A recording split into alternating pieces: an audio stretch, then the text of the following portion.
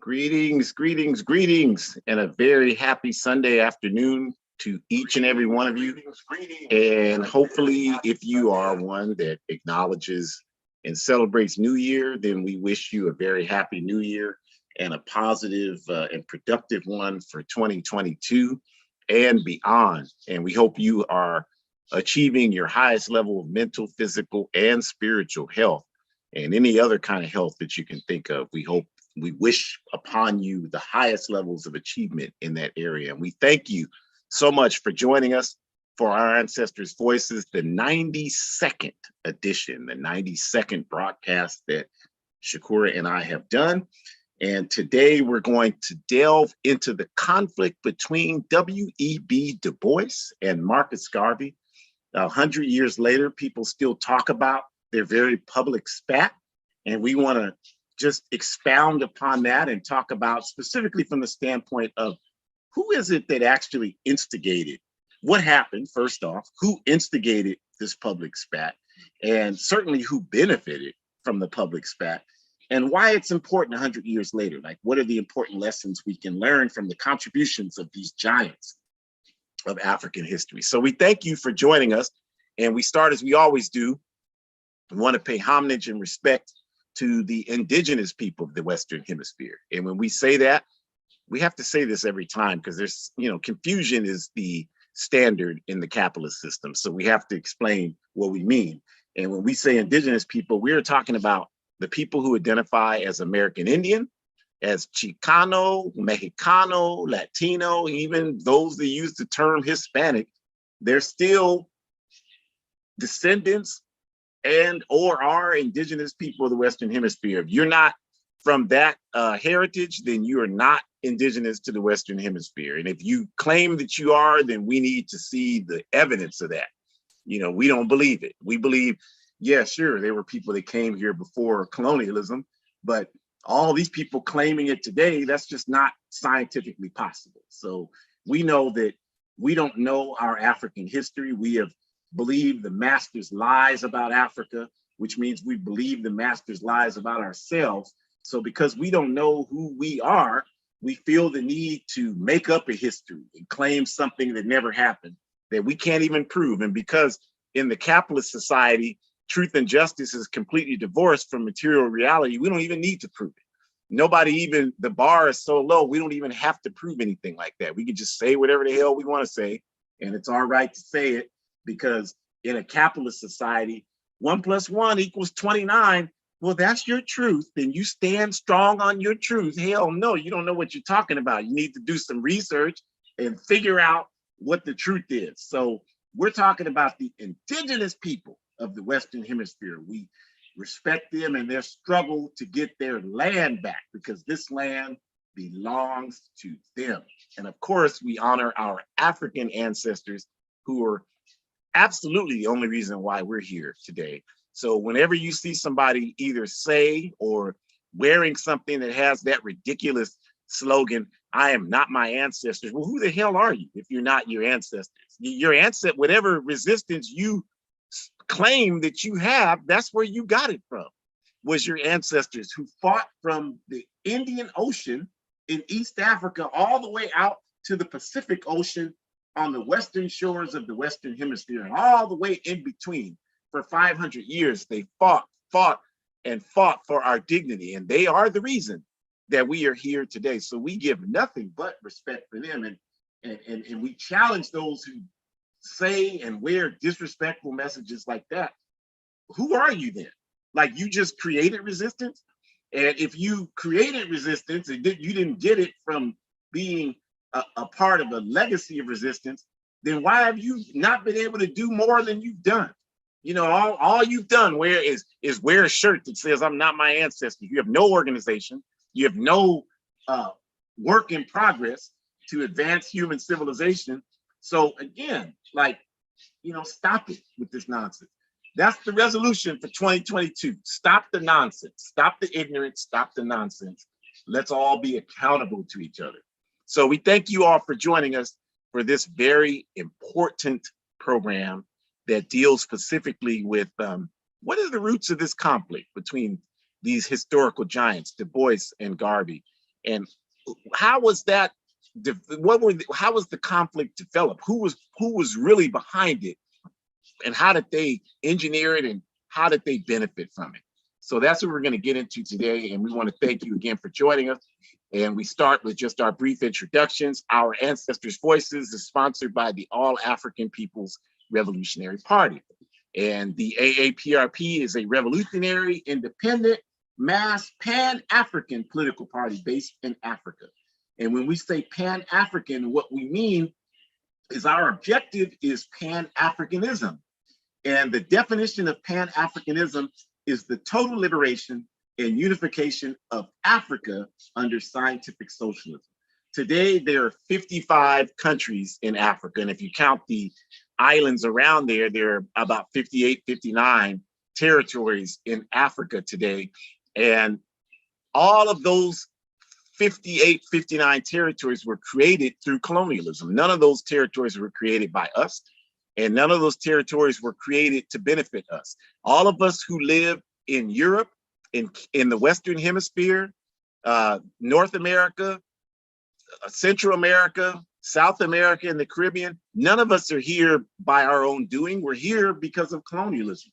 So we don't acknowledge that because none of that was done in our interest. So we say that until Africa is free, Africa is our mother. And there's no way we are going to be prosperous and be able to build independence as long as our mother is calling out for our help. And so until Africa is free, we believe, and we are convinced that no African anywhere on earth will be free. All 2 billion of us all over the world will continue to exist in the current state that we live in. So that's our objective when we say Pan-Africanism, one unified socialist Africa, which we see as the solution to our problems wherever we reside on the planet Earth. And the book you see on the right, the Handbook of Revolutionary Warfare, written by the founder of the APRP, Kwame Nkrumah, outlines our strategy to achieve Pan-Africanism. And it's not just a theoretical strategy, it's work that we are engaged in on the ground in Africa to build a worldwide Pan-African fighting force that can seize power from the multinational capitalist corporations who dominate in Africa and use government institutions to create policy to enforce their will. We have to seize power. We have to take it, you all. And that's what we're organizing to do. And you see the logos there are Pan-African formations throughout the African continent. And there are many more that we work with that are in agreement with the objective of one unified socialist Africa, and us uniting into one entity is what Nkrumah called for in that handbook. And that's the work that the APRP is engaged in. And our Ancestors' Voices is, of course, hosted each week by Ajamu, myself, and Shakura, my biological and ideological daughter. And we are active organizers within the All African People's Revolutionary Party. So we thank you for joining us for this very critical topic. And to get us started on it, I will turn it over to Shakura. Thank you so much. I really, really appreciate that, Daddy. Thank you. Greetings, everyone. Of course, I echo everything my dad said, but I also just want to express our appreciation that you were here. And then also, I just want to not only back what my dad said about, we are our ancestors, but I also just want to take this moment to thank our ancestors for all that they did to help set us up so that we could be in a position to organize nowadays in the 21st century in 2022 and so on. And I mean that to say, I'm not sure where you all are located throughout the world as you listen to this broadcast. I'm not sure what time of day it is for you, but here in Memphis, Tennessee, it is 29 degrees, 29 degrees right now. And I just can't help but think that because my ancestors sacrificed and did everything that they could so that I could be sitting on my couch in a heated environment, even though it is 29 degrees outside. And we know that shelterless people around the world have increased in terms of them not having shelter. I just think that this work that we're doing is so important. I want to remind each and every one of us to show gratitude and to give thanks to our ancestors, because just like my ancestors struggled so that I could have a better life and I could be sitting here, hopefully continuing to organize, because it doesn't stop with me, and I shouldn't think that the struggle would stop with me. I should keep going. I would encourage each of you to continue with that as well. We all have a responsibility to make this world a better place. And as far as I'm concerned, the reason that there are shelterless people in the world, that's part of my responsibility to address that, because I personally would not feel comfortable knowing that somebody is outside in drastic conditions such as that, knowing that it's way too cold for even a person to be outside. So why do we live in a society where that is happening? Okay, so I'm just asking us to just humble ourselves. And if you thought that our narrative was going to change for the new year, then sorry. It is still the same. We're still encouraging you to join an organization working for justice. That's going to always be the narrative, because the more that we organize, the more that we start to do work and we start to have experiences where we learn how our work can truly, truly, truly make a difference and impact all of humanity, so that one day no one will have to be shelterless outside in 29-degree weather, because we will be able to control our resources and decide how our resources are spent, so that if people can't afford to live in a place where they can pay rent or a mortgage on a monthly basis, then we have shelters in place where people can have access to warmth without us charging them as a dollar, because from a humane standpoint, everybody deserves to have a situation where they don't have to die of freezing to death, right? So just asking you to be humble on a new level. And if you didn't join an organization last year, let's not waste any more time, because time is of the essence. And we really, really, really need you to join soon, because your decision to join is truly going to help determine the outcomes of not just us right now, but future generations as well. It really does start with you, and not to individualize it, because it's all about all of us, not just one person, but you have a responsibility as a person to contribute so that your choices can impact all of us. That is how it's all connected. There is no I, it is only us. That's it. So we have to continue to remember that and just give thanks for everything our ancestors have done, because without them, I'm not so sure I wouldn't be sitting here in this warm climate right now. And I'm very grateful for that. So just giving you all a little food for thought as we start to talk about Du Bois and Marcus Garvey. So first and foremost, I am just so grateful to talk about both of these individuals, because I, of course, have been impacted by their choices that they made. And I just want to give a shout out to Du Bois. I'm such a political education activist, but also I just really love learning new things. I'm not afraid to learn new things. I'm not afraid to do research. I'm not afraid to sit down and read books.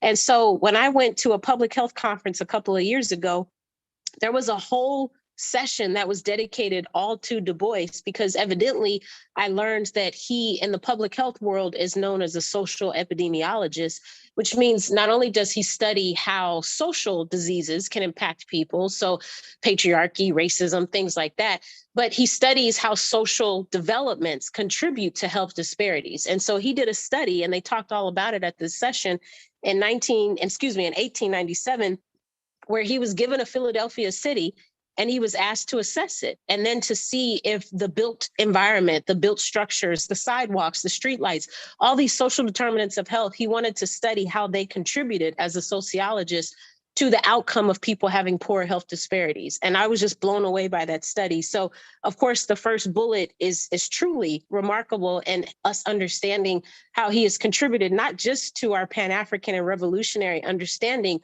but how he has always advocated that Africans deserve to be healthy because of the fact that we are oppressed. That contributes to why we are so sick.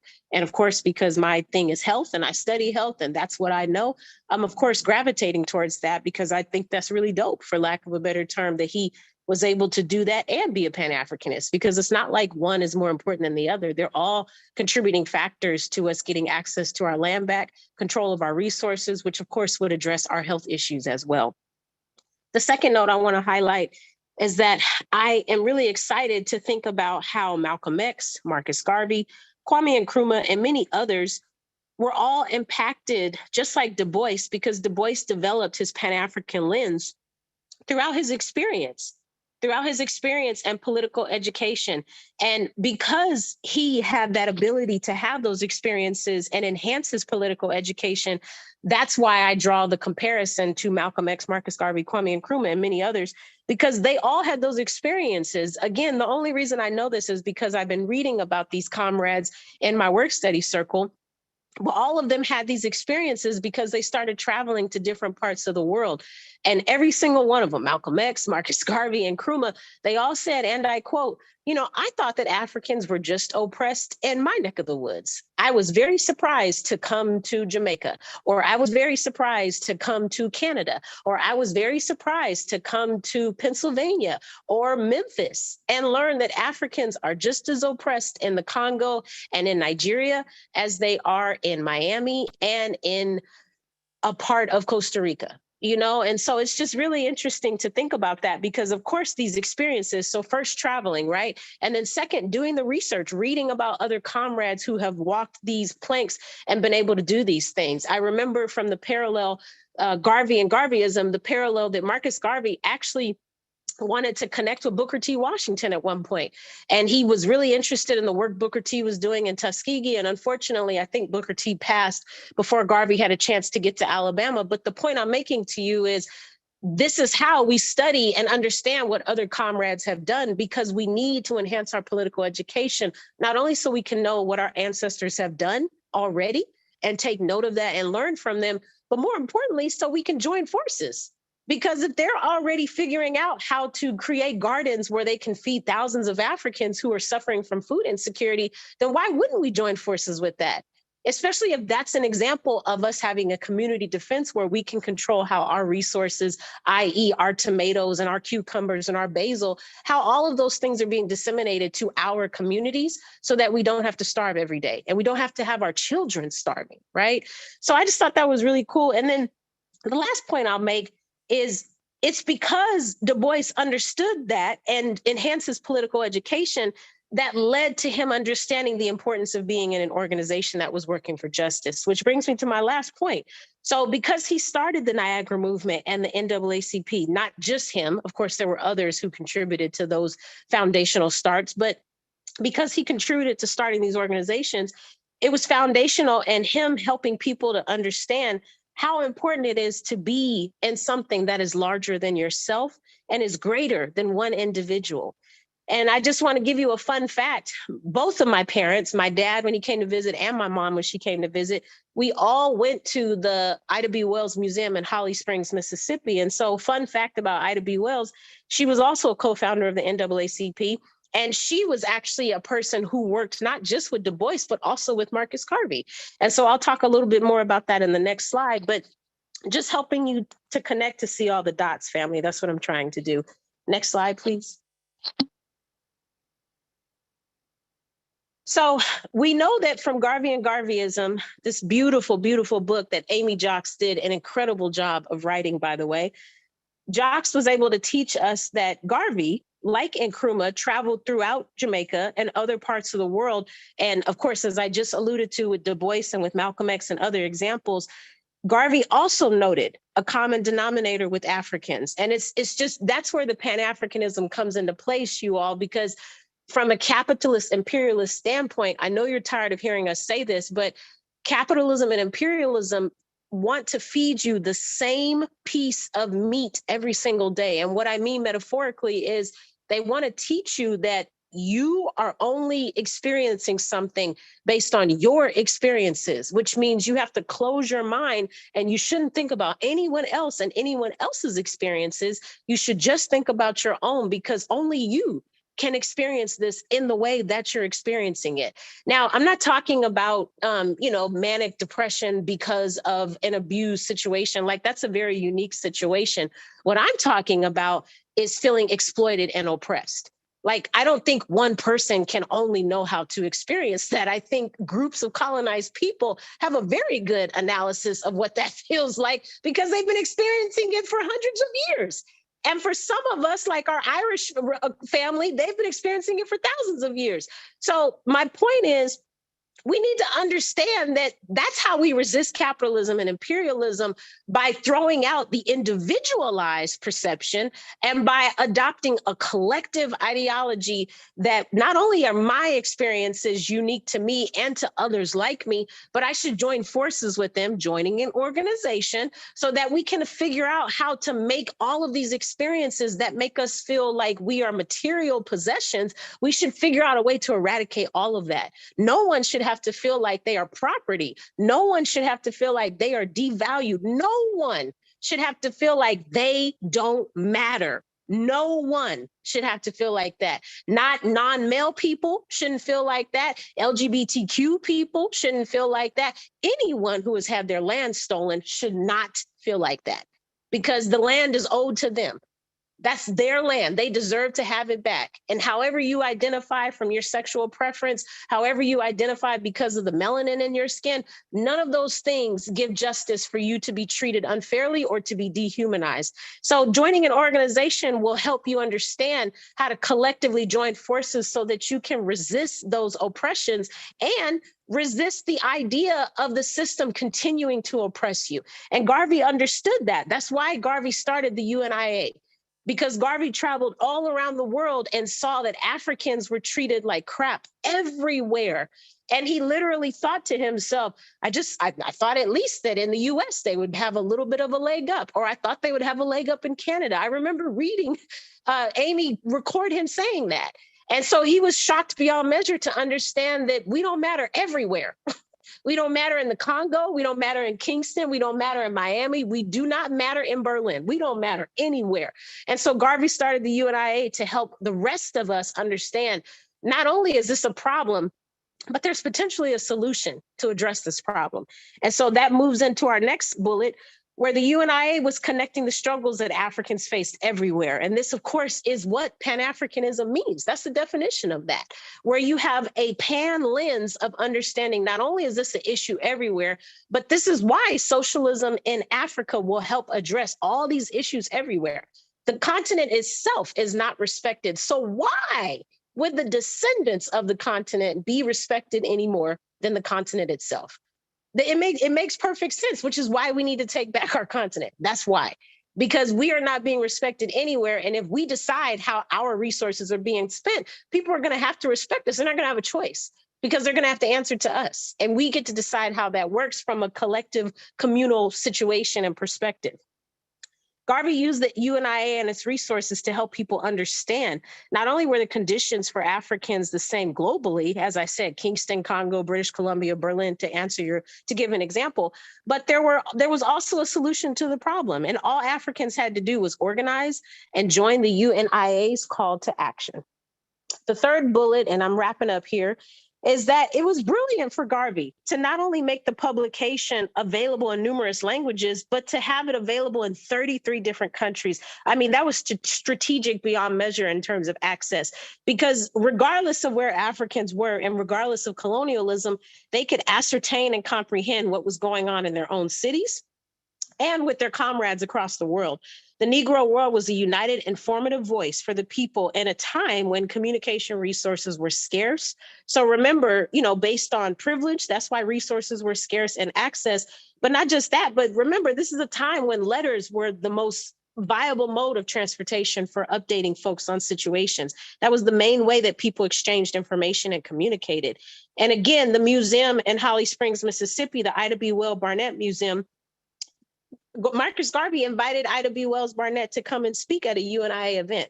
And my dad and I just went to the museum when we were together a few weeks ago, and both of us took note of that because they have it highlighted in the museum. Neither one of us knew that. And I thought to myself, okay, so even Ida B. Wells was starting to develop her Pan-African lens, which was really cool to understand and learn about. And even as an organizer, she was incorporating that. The last thing I'll say, and I'll wrap it up and pass it back, is that, my dad might already be planning to touch on this, but I just want to also just highlight why it's so important to enhance your political education, and saying that when I read Garvey and Garveyism, I remember reading how DuBois would publish things critiquing and highlighting Garvey's delay and getting his ships and all the resources paid for to begin the voyages and taking Africans back home. Towards the end of the Garvey and Garveyism book, Du Bois began to understand and publish pieces in support of Garvey. And Du Bois claimed that going home was one of the many solutions to reduce African oppression, and actually praised Garvey for being told to suggest that Africans should return home. But it was Garvey who brought such a quote unquote outrageous idea to Africans in the first place. And interesting enough, how he was critiqued, was given death threats. His family was given death threats. He had his business was um, they took all his resources and threw him in jail, and he stripped all his resources. But his methods and his ideas would still later be honored, even 100 years later. And so that just goes to show you how it really isn't just about one person, but it's about his idea that he wanted to impact a mass group of people in a large way, because he knew that if we could get back home, that would change the conditions for us everywhere from a global standpoint. Please make it a goal to join an organization and give yourself a timeline. You want to honor Dr. King? Join an organization by his birthday. If you want to honor Malcolm X, join an organization by the day he was assassinated next month. But do something and give a date and a timeline to it, and just try, step out on faith and go to a meeting. And if you don't like that meeting, then cross that one off the list and try a different organization. But we really, really, really can't have anyone straddling the fence any longer, because our people are being murdered left and right. And we need you. We are calling you out right now. Please step up and don't let us down. Alutua continua. Y'all be safe out there. Thank you, Shakur. And I just want to definitely pile on to that last statement, because every day I have people telling me, like, it's very important for people to tell people this for some reason, I don't know. But they're constantly telling me they want to make sure I understand if they don't agree with me. And I always tell people when they say that to me, like, I really could care less that you don't agree, because number one, you don't have any idea what my work is. You haven't studied it, you haven't participated in it, so you don't even understand what we're doing. So why would I care about your opinion? You know, your opinion doesn't mean anything.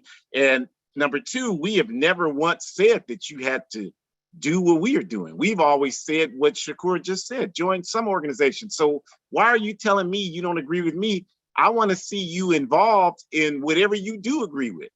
And since you're not involved in anything, that means you really don't agree with anything except capitalism, because that's the only thing you're participating in is capitalism. So that's a very strong point, and it certainly, you know, feeds into Du Bois and Garvey, because both of them were in organizations. Like Shakur said, Du Bois was one of the founders, along with Anna Julia Cooper and Ida B. Wells Barnett and others in the National Association for the Advancement of Colored People, the NAACP. And I don't care what you say about the NAACP, you can call them Uncle Toms or whatever you want, but all of us walk around here today exercising some of the conditions that the NAACP fought in the courts for us to get. So it doesn't matter what you say about them. Obviously, I don't agree with 5% of what they represent, but I still have enough sense to respect their contributions that they've made since 1909. And when that was no longer sufficient, when he was driven out of that organization, Du Bois ended up doing what Garvey was never able to do: go home to Africa and live in Ghana and become an advisor to Kwame Nkrumah when Nkrumah was president in Ghana, and was able to play that significant role. And in between time, you know, flirting with various memberships in communist parties, always a part of organization. And of course, Garvey's participation in the Universal Negro Improvement Association was the reason why he was driven to jail and eventually deported to Europe, where he died, you know, basically alone and poor.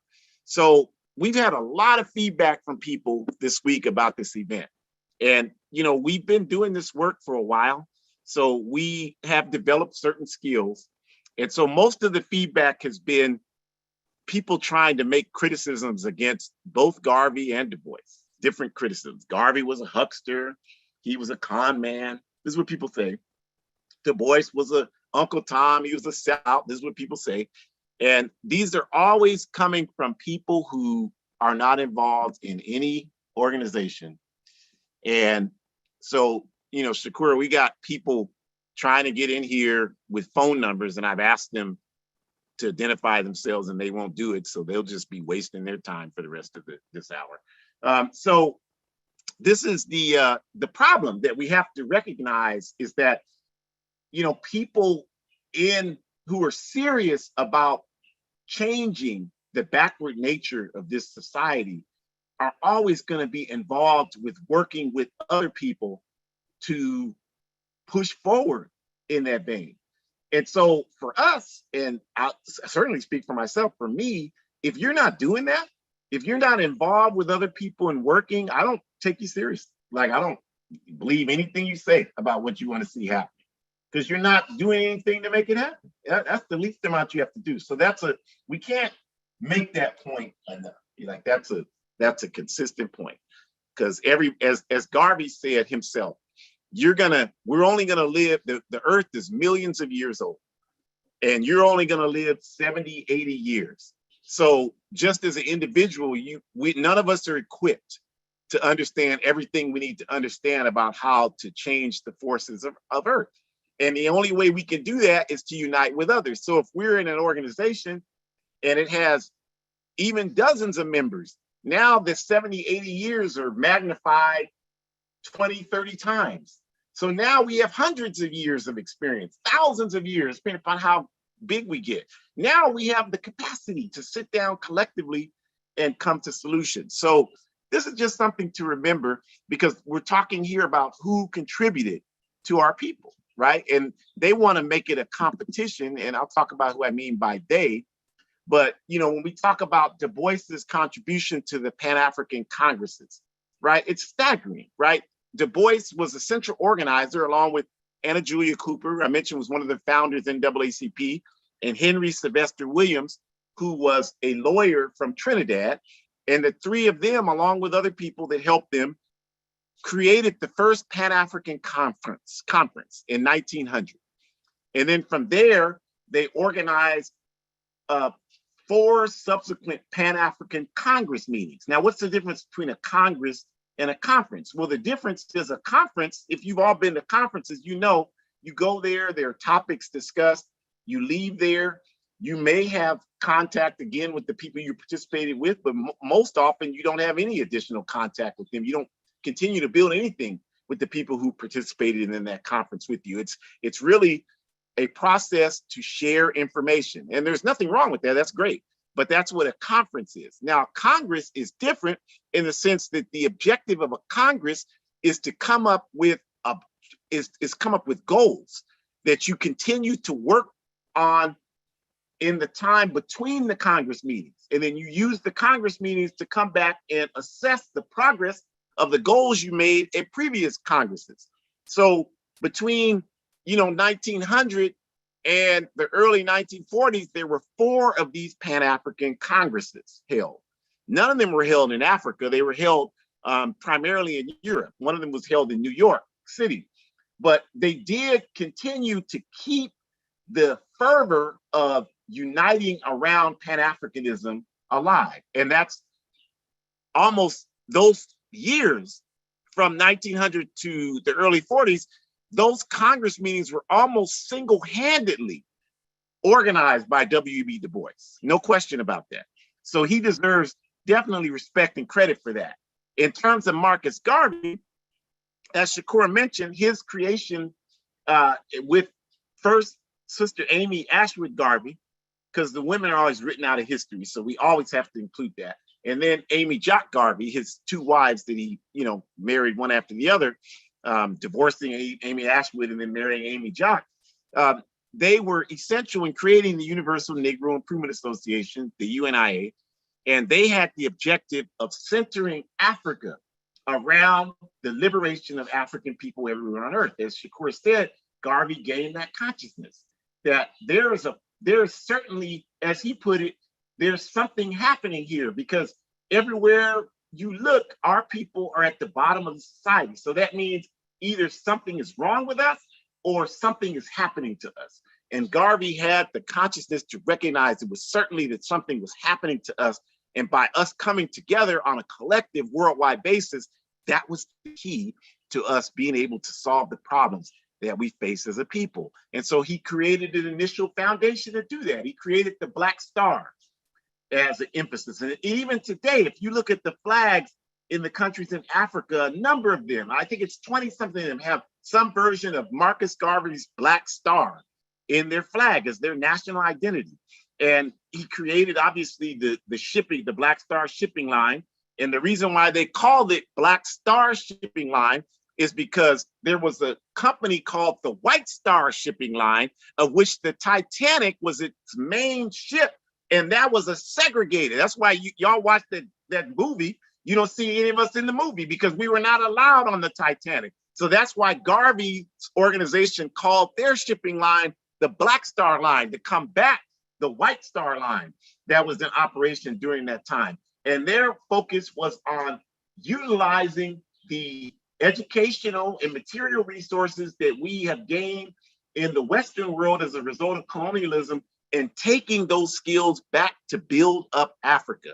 That was Garvey's whole purpose. And that was a fundamental contribution to the Pan-African movement because he brought the mass character to the movement. The UNIA was a mass organization that involved Africans of all stripes, all class statuses, all throughout the world. Whereas Du Bois's work in the first four Congresses gave some intellectual direction, but it was primarily academians who participated in those initial Pan-African Congresses up until the early 1940s. But we would argue that the fifth Pan-African Congress, held in Manchester, England in 1945, changed the character of those Pan-African Congresses and created a condition where the majority of people who participated in that Congress were active in the African liberation struggle on the African continent. And Kwame Nkrumah was the chair of that fifth Pan-African Congress. And he recognized the necessity of uniting all of these contributions that came before the fifth Pan-African Congress in 1945. And so that's why he had W.E.B. Du Bois as the honorary chairperson of the fifth Pan-African Congress. And that's also why he had Amy Jock Garvey, the widow of Marcus Garvey, as the other chairperson to squash this concept that's still active today, that Garvey and Du Bois were against each other and you have to take sides. You have to choose one or the other. You can't be for both of them, as if that benefits us to choose one or the other.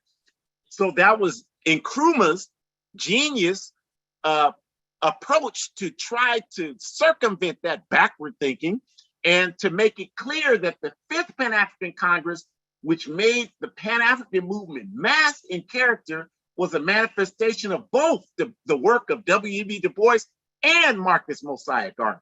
And that was extremely consistent. Now, we have to talk about this conflict because, as you all know, you hear it all the time, even 100 years later. Well, Du Bois talked about Garvey's being black skin, and talked about, we love to talk about that kind of stuff, but we don't ever talk about why that happened, where it came from, who was instigating that. And first, let's make it clear that both men insulted each other. It wasn't one-sided. Certainly, Du Bois was extremely reactionary in his colorism against Garvey. But Garvey reversed it, as y'all know what we do. We're infected by capitalism and white supremacy. So light-skinned Africans have historically talked about there's something less valuable about Africans who are darker skinned. And as a response to that, darker skinned Africans have always talked about high yellow Africans and talked about how Africans who are light skinned are trying to be white. And so that's how Garvey attacked Du Bois, and that's how Du Bois attacked Garvey. But we don't ever talk about what were the instigating factors in this. The point being that neither one of them just started doing that on their own against each other, that you have to understand the political conditions of 100 years ago. And we can start that analysis by talking about a vicious beast by the name of J. Edgar Hoover, who you've heard that name because they taught you in school that he was this great federal police officer and director for the Federal Bureau of Investigation for 54 years. And he was certainly the director of that vicious terrorist organization but he got his start with the newly formed Department of Justice in 1917 as a young man in his early 20s. And his first assignment was to go after both the Universal Negro Improvement Association and the work of W.E.B. Du Bois. That was his first initial assignment. And so how he had to do that was the way the FBI has historically done that. They sent letters to each person, making it look as if they came from the other person. They'd send some correspondence to Garvey, making it look like it came from Du Bois. Or Garvey's organization looked like it came from Du Bois and his people. They'd send the same thing to Du Bois, looking like it came from Garvey and his people. And so they instigated the antagonism between them. And we know this happened because it wasn't just Du Bois against Garvey. During this time, you had other very principled and legitimate contributors to our Pan-African work. People like George Patmore, the great Pan-African theorist from Trinidad, C.L.R. James, another great Pan-African theorist and activist from Trinidad. And both of those men received this correspondence, and they actually, acting upon that, went out when Garvey was speaking and heckled him when he was speaking. So this was a concerted effort to turn our people against the Honorable Marcus Mosiah Garvey. And certainly Du Bois was not spared of this sabotage because the FBI went after him relentlessly. And by the 1930s, they engaged in a process of stealing his passport from him so he could not travel and making him persona non grata here in the US because of his work against our oppression. And to the point where by the 1950s, by 1959, Du Bois was able to do something Garvey was never able to do, go home to Africa and to, as I mentioned, become an advisor to Kwame Nkrumah in Ghana. And if you go to Ghana, to this day, W.E.B. Du Bois is buried there. They have a wonderful mausoleum that I've been to 3 or 4 times, where Shirley Graham Du Bois, W.E.B. Du Bois's wife, is interned next to him there. And you can go visit it there in downtown Central Accra, Ghana. So he got more respect there. You don't have anything like that in this country.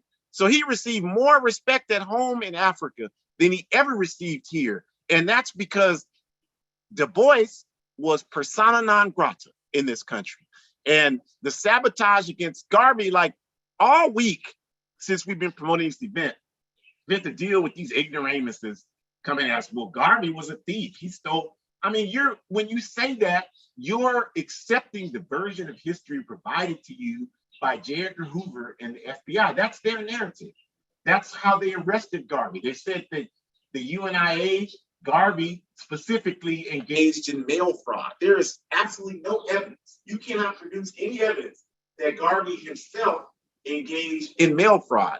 Certainly, there were people in the UNIA who did that, and the FBI knew that those people had no connection to Marcus Mosiah Garvey, but they used that as an opportunity to go after Garvey. And that's how they were able to arrest and convict him and deport him from the country, which they knew would cripple the effectiveness of the UNIA. Now, the criticism that we will express with due respect to Garvey and the UNIA is they did not prioritize political education.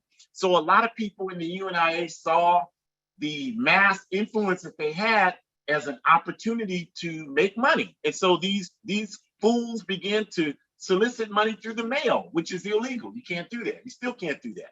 And so, unless it's for some kind of cause that's verifiable. So that's the fault of the UNIA. They were not able to effectively establish a consistent political education program so that a lot of people who came to them were coming there for reasons other than advancing the African liberation struggle.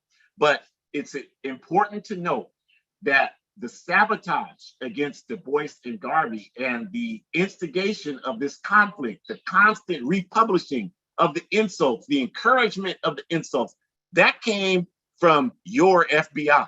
I say yours because it certainly ain't mine. That came, y'all that claim you're Americans, that's your organization. So that came from them. And it was their intent to sabotage any work that was being done to try to liberate our people. And this is what I've been trying to explain to these idiots that have been commenting all week about FBI research that they have on DuBois and/or Garvey, and haven't read a single word. Like Shakur mentioned, DuBois wrote numerous books, and Garvey is chronicled in numerous books, and haven't read one page from any of those literary sources, and instead rely on information provided to us by people who don't have our interests at heart. And as long as we continue to take that kind of backward approach, we'll never make any progress. And so we talked about, the ruthless hounding on behalf of the US government, resulting in actually both men being forced to leave this country, is essentially what happened. And the disagreements between these two were, it's important to state again, expanded and exacerbated by imperialism. They were not individual conflicts that arose just from the individual elements of each person. And I know that that's how a lot of us see it, because we only know how to see the world through an individualist lens. We don't understand all the forces that are at work that shape us as human beings. So we actually think that what we believe, we decided to believe that on our own. A lot of us actually believe that everything we believe, we decided to believe it on our own. And we're here to tell you that almost nothing you believe, you decided to believe on your own. Practically everything you believe has been provided to you by imperialism. And this is without question true, unless you are engaged in a political education process that's independent of this backward system. Because if you are, then now you have a process to combat the ideas being projected at you 24/7, 365 days a year by the capitalist imperialist system. But if you're not involved in that process, then you're going to be influenced by these ideas, whether you mean to be or not, whether you know you are or not. It is a process that is going to shape who you are as a human being. And I always give the example, it is approaching 40 years since I've eaten red meat. And I can still tell you, 2 all-beef patties, special sauce, lettuce, cheese, pickles, onions on a sesame seed bun. And the only way that I can know that so well is because McDonald's, like every capitalist corporation, is relentless in their propaganda. And that's subtly in my mind because it's relentlessly projected to me. And if I sit down with you for 5 minutes, I can show you any number of ideas and concepts that are relentlessly projected into your mind by the capitalist imperialist network that you don't even know. There, you think you thought of it yourself. And that's exactly what they want you to think, that you thought of it yourself. So this is important to understand, that this is what happens, because it helps us understand how these conflicts happen in our movement. And if we understand that, then we can take the steps to ensure that we don't react to the enemy's influence and propaganda against us, that we're thinking, does this serve our interests? It's like Chris Tucker said in the Rush Hour movement. You want to understand where the problem originates, follow the white man with the money. And if that is a humorous line from a funny movie, but it is as true as anything else we could say in this hour. If you want to understand what's happening in this world, that's what you have to do. And I remember when I spent time with Sister Elaine Brown, she said to me, all you have to do if you want to understand what's happening in this country is look at who's making money. And that's a different way of saying the same thing. And it's 100% correct. And so when we ask who benefited from the conflict between Garvey and DuBois, certainly the capitalist system benefited from that, because what they were able to do is derail the struggle that DuBois was engaged in, the work that he was engaged in. They were able to, fortunately, if you go to Ghana, they have preserved his writings, his memoirs, his documents, the work that he was engaged in. But it's important to understand that what they have in Ghana that you can go there and see is only part of the work that Du Bois did. He wrote volumes that were seized by the FBI and this federal government.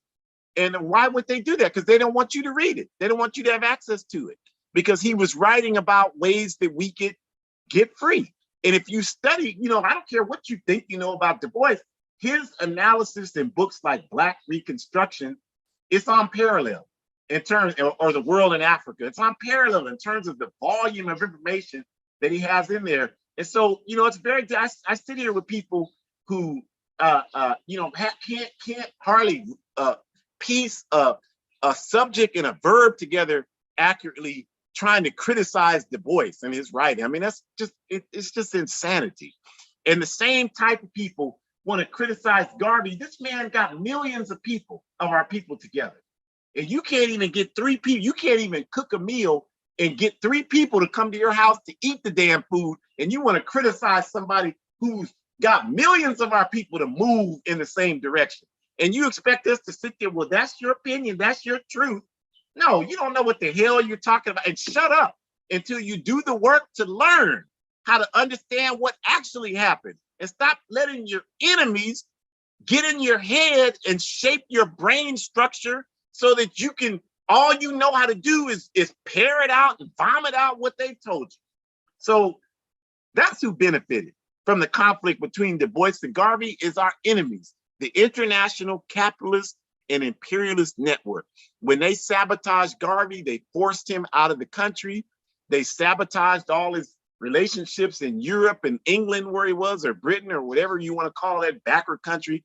And he was forced to die in poverty and in depression. And that's exactly what J. Edgar Hoover and his FBI planned for. Because in those days, that was before the Central Intelligence Agency. The CIA didn't come along until 1948.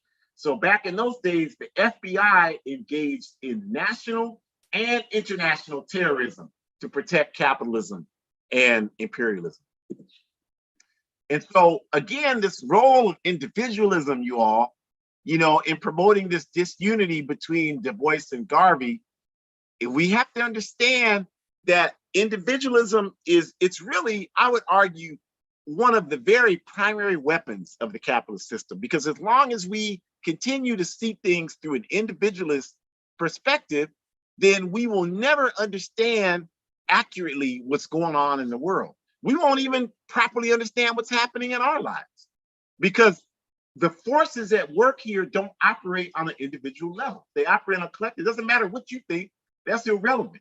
They operate on a collective level. The laws of nature operate on a collective level. You don't have the ability as an individual to define gravity differently than anyone else. You don't have an ability as an individual to hold your breath and underwater and for an hour and never suffocate. You can't. You're subject to the international galaxy laws of nature, and those are applied on a collective level. You want to talk about science? That's what that is. So you can't create your own reality. But the capitalist system keeps trying to convince you that you can. And so we constantly walk around here thinking that the way we want to walk through the world is a separate way from everyone else. And nobody here is walking through the world any different than anyone else. We're all doing the same basic things. We're eating the same foods, listening to the same music, reading the same garbage propaganda from the capitalist system, having the same values, going to church or mosque or synagogue and hearing the same garbage every time we go in there. We're all doing that. And all of it is designed to keep us confused and keep us from understanding that our salvation is in coming together and developing an independent understanding of how to craft our future that's not confined and shaped by this backward system that depends on our ignorance to maintain its control and our oppression. So the correct legacies of Du Bois and Garvey, we would argue, is that Du Bois's model from 1900 forward, as we mentioned, created a lot of the framework for the Pan-African work that we're doing today. There's absolutely no question about that. And serious students of the Pan-African struggle know this. I'm not talking about these idiots that read some FBI-inspired article and think they know everything. I'm talking about people who are participating in our movement know this without a question. And Garvey's militancy and his ability to make Pan-Africanism a mass concept 100 years ago has absolutely influenced in a positive way our struggle today. Garvey had a tremendous impact on every independence movement in Africa, no question about that.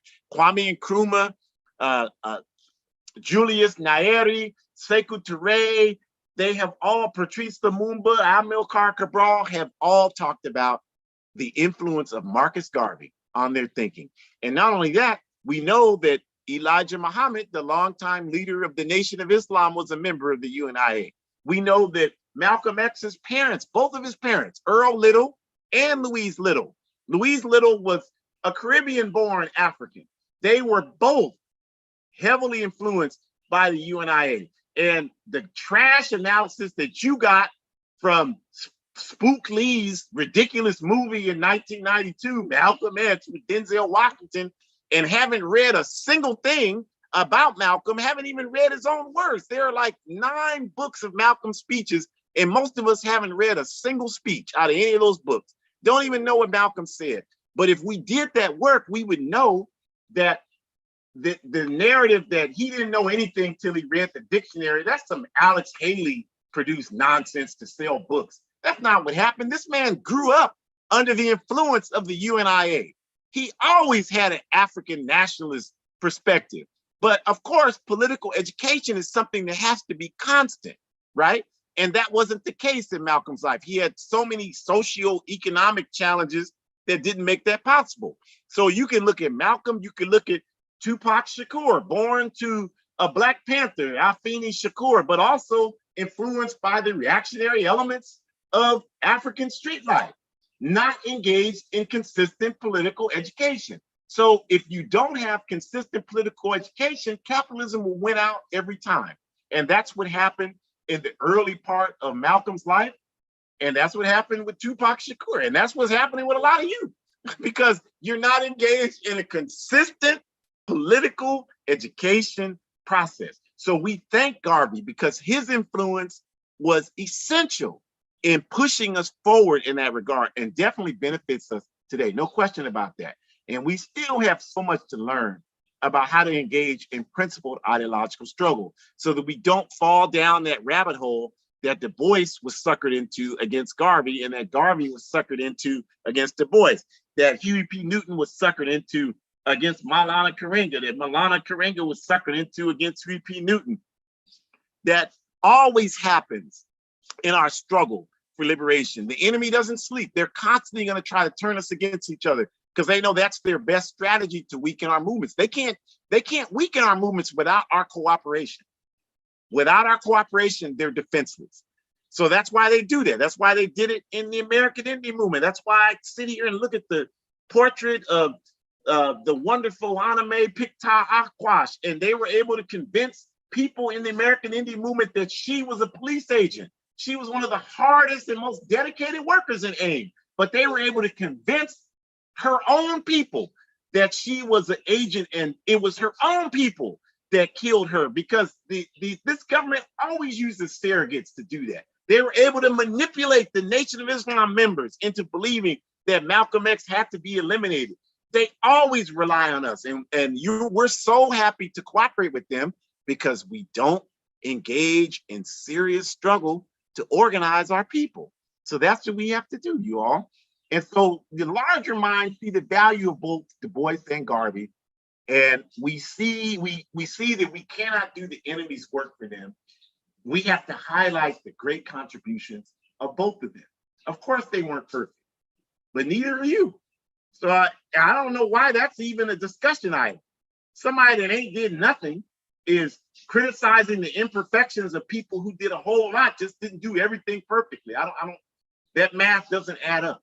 Without question, W.E.B. Du Bois, Shirley Graham Du Bois, Marcus Mosiah Garvey, Amy Ashwood Garvey, Amy Jock Garvey made tremendous contributions. I would not be the human being I am today without all of those people I just named. And that goes for millions of Africans all over the world and other non-Africans who are inspired by our work. So we honor praise and love both of them. And we ask and encourage you to stop this nonsense. Stop being a fool for the capitalist system, promoting their talking points, and won't spend 5 minutes promoting the talking points of liberation for our people and for humanity. So let's try that for 2022 and beyond. And so we want to ask you, thank you for joining us for today. And we want to ask you to join us next week, Sunday, January 9th. We're going to talk about here on our Ancestor Voices, college education and class suicide.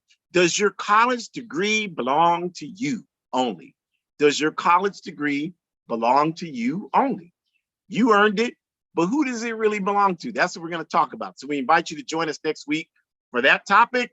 And we invite you to go to the AAPRP Forward Ever shop and buy, support independent, revolutionary African organizations, because we are not getting grants from the government. We get no tax write-off from the capitalist US government, from the capitalist British government, from the capitalist Ghanaian government, Tanzanian government, Azanian South African government.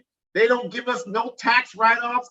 The only way we can get any resources is if you support independent revolutionary African organizations. So please do. Please go to AAPRP-INTL.org, sign up, join the All African People's Revolutionary Party. That is a good decision, you all. Go to abetterworld.me. That's my site. You can look at all these videos housed there. There's all kind of other stuff happening there as well. Check it out. hoodcommunist.org is a wonderful site. You should go there, check out all the wonderful writings, participate in our Telegram program and all the other radio and all the efforts we're making to bring real information to you, y'all. You've got to support. We need everybody to be, so you should see yourself as a promotion artist for African liberation organizations and any liberation organization from any people that's fighting for justice. You should be doing that. And all these broadcasts below, the Pantula on Monday, Revolutionary African Women, Forward Ever, the APRP New Mexico broadcast on Thursdays at noon Mountain Time. Support these and let people know that they're happening. Stop telling people to tune in to MSNBC and CIA and CNN. I mean, that's doing nothing to advance your cerebral capacity. It's not designed to do that. It's designed to keep you loyal to the people oppressing you. So support real information. You can't tell me that you listen and watch these broadcasts and you listen and watch the broadcasts coming through your television through imperialism, and you don't come out of it thinking in a much more healthy fashion from what we're producing than you do what garbage they're giving. You can't tell us that. There's no way that's true. And finally, continue to buy my book, A Guide for Organizing Defense Against White Supremacist, Patriarchal, and Fascist Violence. We appreciate each and every one of you. Support and participate, all of these things. They're very worthwhile, very important. Join an organization. If you don't want to join the APRP, join Black Alliance for Peace, join Cooperation Jackson, join Malcolm X Grassroots Movement. You don't want to join any of those, start the I'm glad that the hour is up so he can stop talking organization. But you got to be a part of some organization working for justice, and do that and enjoy the rest of your Sunday evening. We appreciate each and every one of you. One unified socialist Africa, forward ever, backwards never. Always stay clever in any endeavor, and capitalism, y'all already know, it has got